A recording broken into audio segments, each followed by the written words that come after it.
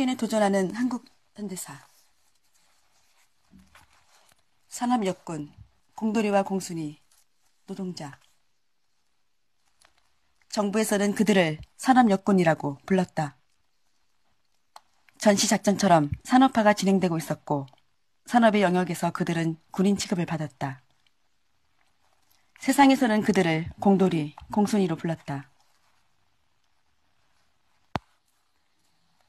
그들이 노동자라는 자기 이름을 찾기까지는 오랜 시간이 걸렸다. 1970년 11월 13일 동대문 평화시장 앞에서 재단사였던 전태일이 분신을 한다.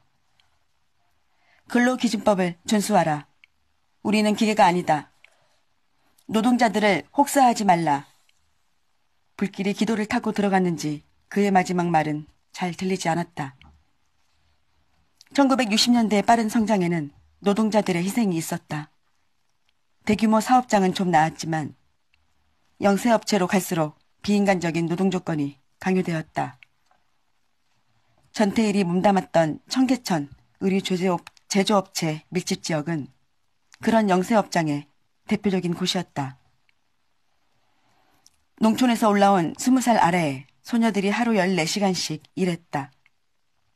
천장은 낮아 허리를 펼 수 없었고 실밥 먼지는 아무런 제한 없이 숨 쉴 때마다 입안으로 밀려 들어갔다. 근로기준법을 공부하다가 어려웠던 나머지 대학생 친구가 하나만 있었으면 좋겠다는 전태일의 일기가 공개되면서 수많은 대학생들이 산업 현장으로 뛰어든다. 11월 16일 서울대학교 법대생 100명은 전태일의 시신을 인수해 학생장으로 치르겠다는 설명을 발표했다. 상대생 400명은 무기한 단식 농성에 들어갔다. 세문안 교회 소속 대학생 40여 명은 스스로 참여하는 차원에서 금식 기도회를 열었다. 여기까지가 보통 우리가 알고 있는 이야기다. 사실도 그럴까? 실은 좀 불편한 진실이 숨어 있다. 일단 전태일은 대학생 친구는 물론이고 대학생 멘토까지 있었다. 사울 알렌스키라는 인물이 있다. 버락 오마바와 힐러리 클린턴이 모두 존경하는 미국의 급진적 사회운동가가 1939년 시카고 빈민촌에서 주민들을 조직화하는 등 실천적 조직과 이론을 정립했다. 그의 이론 중에 지역 사회 이론이란 게 있다. 잠자는 민중을 깨워 리더를 양성시킨 뒤 그들 스스로 문제를 해결하도록 한다는 내용이다. 1966년 알린스키에게 교육을 받고 귀국한 오재식 한국기독학생 촌연맹 사무총장은 1968년부터 학생사회개발단을 꾸려 빈민촌의 학생을 투입했다. 전태일은 지금 미국 샌디에고에 있는 이승종 목사가 교육시켰다. 70년대 열혈 운동권인 양국주 씨의 인터뷰에 등장하는 내용이다. 이 내용은 사울 알렌스키의 급진주의자를 위한 규칙에 쓴 오재식 씨의 추천사에도 나온다. 이렇게 되어 있다.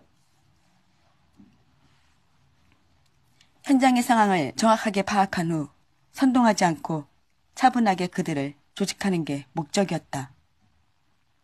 이렇게 접근한 수많은 현장 가운데 하나가 1970년 전태일 분신 사건이었다. 좀 실망스럽다. 동대문 평화시장에 가면 모녀식당이란 음식점이 있다. 반개탕, 감자탕 등을 파는데 외져서 찾기 힘들다. 생전 전태일의 단골집이었다. 주인 아주머니는 전태일을 이렇게 기억한다. 일 끝나고 와서 감자탕 한 그릇 먹고 참 마음이 좋았어요. 시다를 데리고 와서 자기는 안 먹고 애들 사줄 때도 있었어. 그래서 내가 한 그릇 슬쩍 더 주니까 끝까지 배부르다고 안 먹어. 그래서 난 정말 밥 먹은 줄 알았어요. 그런데 그 사람도 저녁 먹은 게 아니었어요. 시다 애들한테는 자기는 밥 먹었다고 그랬는데 내가 준다고 덥석 받아 먹으면 애들 무안해할까봐 그랬다는 거야. 나중에 그래서 내가 에이 바보야 그랬거든. 아주머니는 전태일이 분신하던 날도 뼈다귀를 다듬고 있다가 그 소식을 들었다. 무슨 일을 꾸미고 있다는 건 알았어요. 걱정도 되고 그래서 태일이가 왔길래 앉혀놓고 이야기를 했지요. 야, 이 바보야. 네 일이나 걱정해라. 하고 타일렀어요. 그러니까 밑도 끝도 없이 내일이면 결판이 난대요. 결판은 뭔 결판? 그러고 말았는데 다음날 점심 끝나고였나? 누가 와서 태일이가 죽었다고, 불타 죽었다고 엉엉 울더라고요. 난 그때 불타 죽었다는 게 무슨 말인지도 몰랐어요. 그냥 공장에 불이 나서 죽었나 했지요. 김형민 씨가 쓴 썸데이 서울에 나오는 내용이다. 당시 전태일은 23살이었다. 분신 후 12일 뒤인 25일에는 조선호텔 하급직 이상찬이 분신 자살을 시도한다. 1971년에는 아시아자동차 노동자들이 노조 결성을 방해하면 집단 자살을 하겠다고 나섰고 2월에는 식당 종업원 김차호가 가스통을 껴안고 수동을 피운다. 목숨을 담보로 발언권을 신청하는 극단적인 방법이 열병처럼 번졌다. 1970년 11월 27일 전태일이 그토록 꿈꿨던 청계피복 노조가 설립된다. 한편 민족과 민주만을 부르짖던 운동권에 민중이 추가되어 삼민주주의가 완성된다. 전태일의 분신이 일반 국민에게까지 엄청난 반향을 일으킨 것은 아니다. 아직 시간이 필요했다. 불쌍하고 이해는 가지만 과격한 것은 싫다는 것이 당시 대중의 정서 수준이었다. 전태일이 온건한 투쟁을 했으면 운동권의 방향이 민중으로까지 확대되는 일은 더 늦춰졌을지도 모른다. 죽음을 불사하는 투쟁도 좋지만 목숨을 버려서만까지 뭔가를 하는 것은 찬성하기 힘들다. 자기가 있고서야 세상이 있는 것이다. 산업화와 경제 개발은 이렇게 동전의 앞 뒷면처럼 명암을 같이 가지고 있었다. 청와대 뒷산까지 침투했던 북한 암살단. 1968년 1월 21일 북한의 특수부대가 임진강을 넘어 서울로 숨어들어왔다. 목적지는 청와대. 목표는 유일한 생존자인 김신조의 입을 통해 튀어나왔다. 나 청와대 따라왔수다. 박정희 모가지 따라왔수다. TV로 기자회견을 지켜보던 국민들은 기겁을 했다. 도끼 눈을 뜨고 씹어뱉듯 말하는 모습에 기가 질려서다. 나중에 설명하기를 자기는 분명히 투항을 했는데 계속 신문 보도는 생포로 나왔으며 전후 사정도 잘 설명해주지 않고 영문도 모르는 상태로 기자회견에 끌려나와 기분이 상해 더더욱 모질게 말했다고 한다. 김신조를 포함한 31명은 은평구 진관사를 거쳐 부암동을 지나 지하문 터널에 도달했다. 터널을 지나자마자 군경과 교전을 벌였다. 그리고 사살되었다. 신문 보도는 김신조를 연달아 불쾌하게 만들었다. 타이틀이 이렇게 나왔다. 서울의 밤이 화려하더라. 그래서 전향했다. 당시 평양에는 서울 못지않게 높은 빌딩들이 있었다. 그리고 남한보다 잘 살았다. 김신조가 놀란 것은 황무지인 줄 알았던 남한에도 빌딩 같은 것이 있다는 사실이었다. 김신조가 투항한 것은 그리고 전향을 결심한 것은 살고 싶어서였다고 한다. 사실 그 이유 말고 또 어떤 게 필요할까? 김신조는 그의 책에서 자유를 찾아 내려왔다는 말도 다 거짓말이라고 알려준다. 겪어보지도 않은 자유를 어떻게 그리워하냐면서. 김신조를 신문한 대통령 경호실장 박종규는 기겁을 한다. 김신조가 훈련받았던 내용을 토대로 그린 청와대 내부 구조도가 실제와 거의 똑같았던 것이다. 청와대 현관은 중앙에 있으며 대통령 침실은 2층에 있고 경호실은 1층, 수경사가 일개대대 나와 있고 병력은 100명 정도로, 화력은 M16, 무장, 어쩌고 저쩌고. 박종균은 할 말을 잃었다.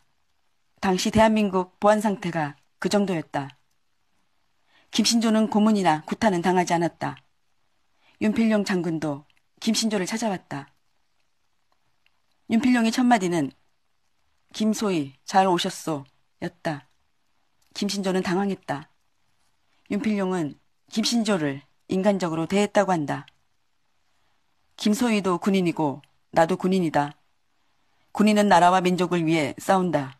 그 점에서 우리는 사상은 서로 다르지만 똑같은 처지다. 김소희의 군인 정신을 나는 대단히 높게 평가한다.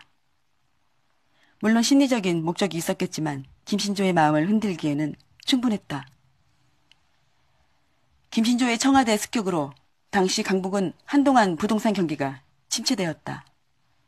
불똥이 현역 군인들에게 튀었다. 국방부가 현역 복무 기간을 6개월 연장해버린 것이다. 그때 방위병이 생겼다. 군대에 가야 할 인원은 넘쳤는데 제대할 사람은 몇 달을 더 묶여 있었다. 그걸 처리하다 보니 방위병이라는 것이 만들어진 것이다. 이념을 내세우고 민족을 들먹이지만 사람들은 결국 살기 위해서 산다. 역사보다 사람이 소중한 이유다. 이 암살작전의 반격으로 준비된 것이 684 부대다. 영화 실미도에 자세히 나와 있으니 생략한다. 영화 실미도는 사건이 영화적 재구성이다. 그대로 믿으면 곤란하시다는 말씀이다. 박정희 시대의 산업화와 보수주의. 정치 철학에 대한 이야기는 까다롭고 복잡하다. 그러나 여기에 대한 이해가 없으면 그 시대를 파악하는 데 한계가 있다. 독일의 마르크시스트 철학자 에른스트 블로흐는 이른바 비동시성의 동시성이라는 개념을 제시했다. 쉽게 말해 후발국에서 일반적으로 관찰되는 현상으로 급속하게 수입된 서구 이념이 지시하는 질서와 그 사회의 전통적인 질서가 병렬적으로 공존하는 형상이다. 블로우에 따르면 미래 질서와 과거 질서가 동일한 공간 안에 놓이게 되는데, 즉 50년대 한국은 자유민주주의 헌법을 명시하면서도 실제로는 권위주의적인 문화와 권력, 구조가 작동하는 상황이었다는 말씀이다. 외국학자 한 명만 더 등장시키자. 프랜시스 윌슨은 보수주의의 특성을 1차적인 것과 2차적인 것으로 구분한다.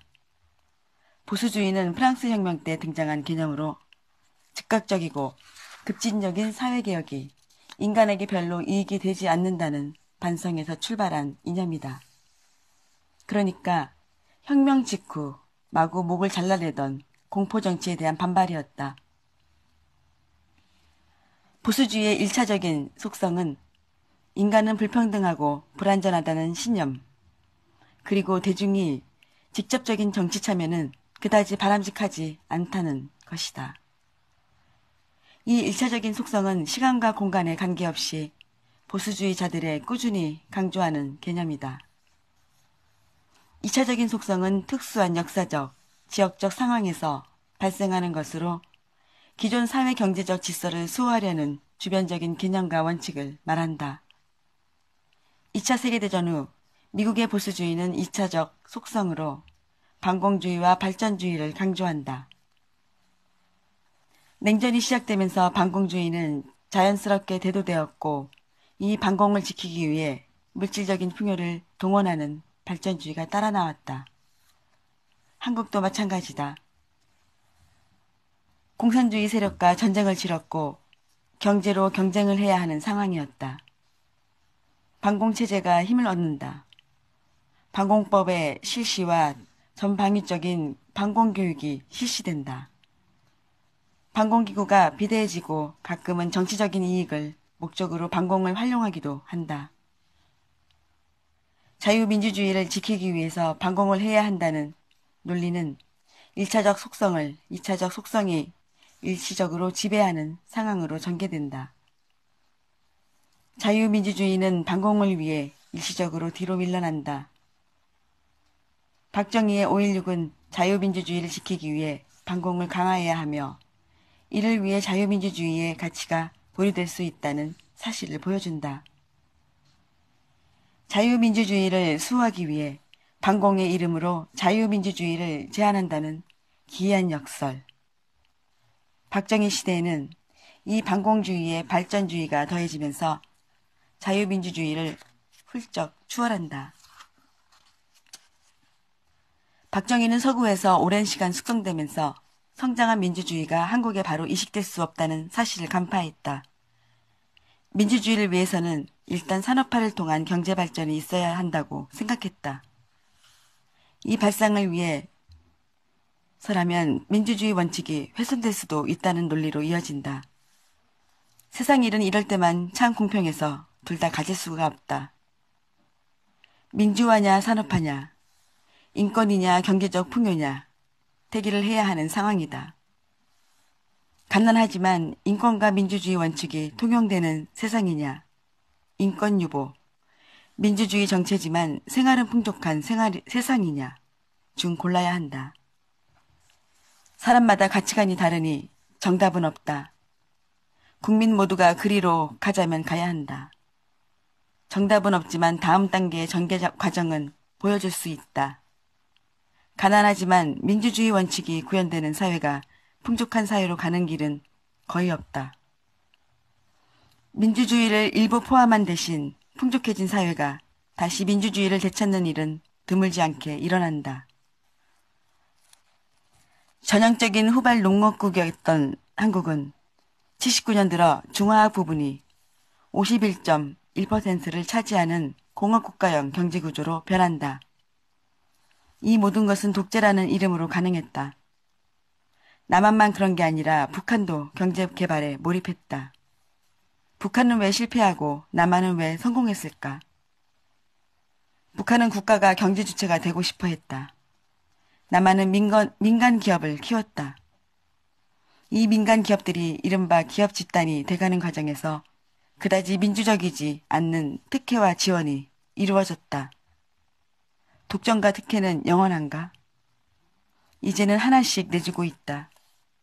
이렇게 내주다가는 성장 동력을 잃게 될 것이라는 우려가 나올 만큼 그 시기에는 그 시기에 부합하다는 발전 형태가 있다. 경제라고 해서 비동시성의 동시성이 작동하지 않았을 리 없다는 얘기다. 유신체제에서도 반발의 핵심은 학생과 제야단체였다. 중산층은 동참하지 않았다. 유신은 싫었지만 가진 것을 지키는 것이 더 중요했고 안정이 좋았다. 그러나 70년대 후반에 들어서면서 중산층도 조금씩 이탈하기 시작한다. 물론 이 중산층이 완전히 돌아서기까지는 아직까지 좀 시간이 필요하긴 했다.